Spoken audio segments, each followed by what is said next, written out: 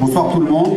Et merci à toutes les personnes qui ont organisé la soirée de bien avoir voulu nous inviter, nous accepter ici ce soir pour présenter un petit peu les différents projets que nous souhaitons mettre en œuvre.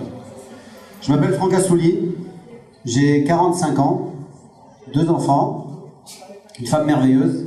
Nous sommes montés en Israël en 2000 et nous sommes montés en Israël beaucoup plus par le soutien de ma femme qui est tunisienne. Je suis d'Algérie, mes parents d'Algérie, constantinois, qui sont retraités également à Netanya, qui sont montés 1 an après nous, et mes beaux-parents qui nous ont suivis en 2002. Pardon.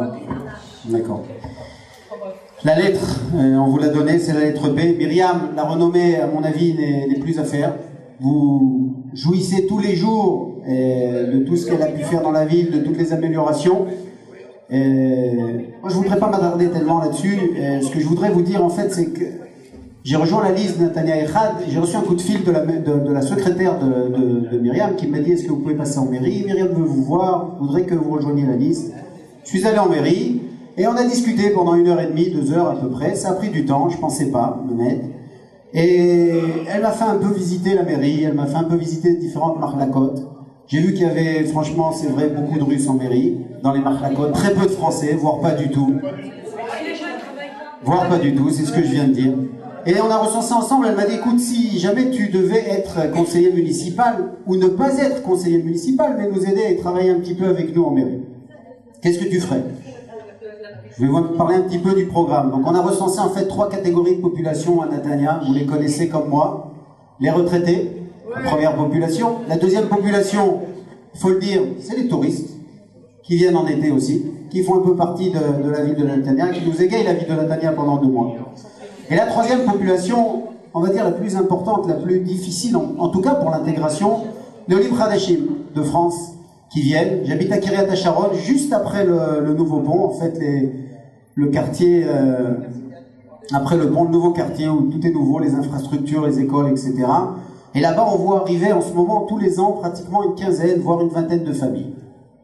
On essaye de les aider un petit peu au niveau de l'intégration, et puis on a vu ensemble tous les problèmes. Alors, je vais reprendre la première catégorie. Pour les retraités, ben, on a vu qu'en fait, en mairie, il n'y avait pas du tout de représentation francophone. Ce qu'on a décidé, en fait, avec l'accord de Myriam, encore une fois, qu'on soit conseiller municipal ou qu'on ne soit pas élu, l'accord, en fait, ce qu'on a eu comme engagement avec Myriam, c'est qu'elle nous a promis, en tout cas, que si on ne le fait pas en tant que conseiller municipal, je pourrais le faire via la mairie, via les différentes marlakotes, et qu'on aurait quand même du support, même si on n'était pas élu. Pour les retraités, en tout cas, une représentation francophone en mairie.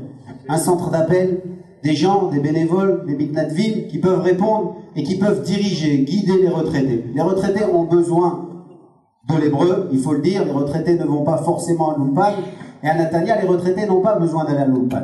Alors ce qu'on a essayé de faire pour les retraités, ce qu'on essaiera de faire, c'est vraiment de leur mettre une aide en mairie, un numéro qu'ils puissent appeler et être redirigés un peu dans les différents départements, voire même les assister pour des courriers.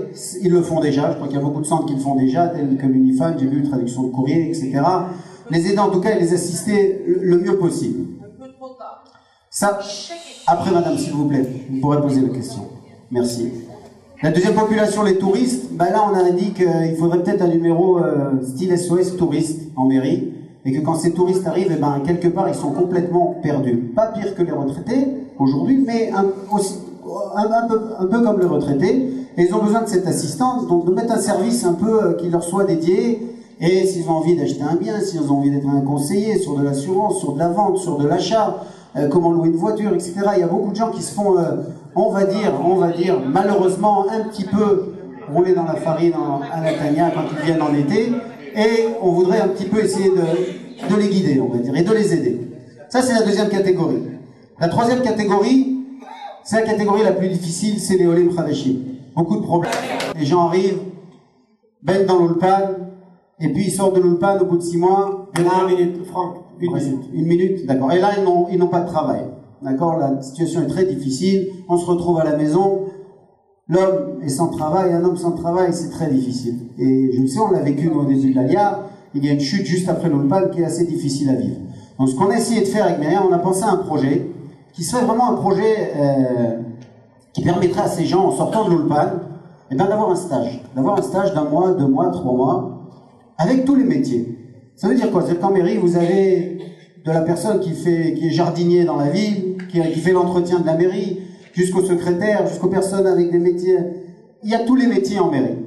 Donc on a dit pourquoi on ne pourrait pas aider un petit peu les Français et leur mettre un pied à l'étrier. Parce que ce qui nous manque en fait quand on sort de l'Ulpan aujourd'hui, c'est vraiment de savoir aborder un entretien, d'aller à un entretien professionnel, de pouvoir s'insérer dans la vie professionnelle en Israël. Alors on a décidé de mettre en place peut-être un petit stage comme ça de 2 mois, 3 mois, où une personne qui a des compétences, on va dire, en informatique ou en secrétariat, puisse rentrer dans une marlaka à la mairie, où il y a des secrétaires, où il y a des informaticiens, travailler avec eux ensemble, et peut-être que s'il y a une place qui se libère en mairie, mais cette place-là, ils pourront la prendre. Sachez une chose, c'est que nos amis les Russes travaillent exactement de cette façon. Et je l'ai vu, j'ai travaillé 5 ans au Wingate, à l'Institut Wingate en tant que Menael Reshet, je m'occupais du réseau informatique là-bas, j'ai vu des Russes arriver en binôme, le premier qui travaillait, le deuxième qui regardait, qui apprenait, 1 mois plus tard, le deuxième qui revenait avec le véhicule et qui nous faisait l'intervention au niveau du câblage. Donc, c'est le 3e projet, c'est vraiment de mettre en place une structure de stage et derrière de permettre à ces gens, s'ils n'ont pas la place en mairie en tout cas, de se faire un CV en hébreu et de pouvoir affronter le marché israélien. Parce que le plus dur aujourd'hui, et je crois que la lutte, elle doit être contre la Yerida. On a des gens qui redescendent, malheureusement, et je pense qu'on est tous un petit peu responsables. Moi, je sais quand j'ai un ami qui m'appelle et qui me dit « je redescends, j'ai 3 enfants, j'y arrive plus, je peux plus », je me dis quelque part, il y a quelque chose que j'ai pas fait. Il faut absolument, j'aurais dû faire quelque chose, il y a quelque chose que j'ai pas fait, je l'ai pas aidé. J'ai pas mis le pied à l'étrier. Merci Franck. Voilà un petit peu la liste des différents projets. Merci.